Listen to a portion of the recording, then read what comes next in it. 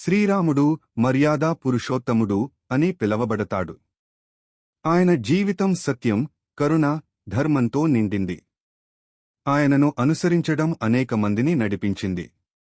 శ్రీరాముడు తన భార్య సీతాదేవికి అంకితమై ఉన్నారు. ఆయన ప్రేమ, గౌరవం అచంచలమైన నిబద్ధతకు ప్రతీక.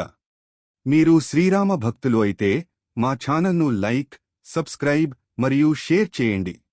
శ్రీరాముడు శివుని ధనుస్సును ఎత్తి శృతి పెట్టగలిగిన ఏకైక వ్యక్తి. ఈ సాహసంతో ఆయన సీతాదేవిని వివాహం చేసుకున్నారు. సీతాదేవిని లంక నుంచి రక్షించడానికి శ్రీరాముడి సైన్యం సముద్రం మీద రామసేతు అనే తేలే రాళ్లతో ఒక వంతెనను నిర్మించింది. ఇది ఆధునిక ఇంజనీర్లను కూడా ఆశ్చర్యపరుస్తోంది.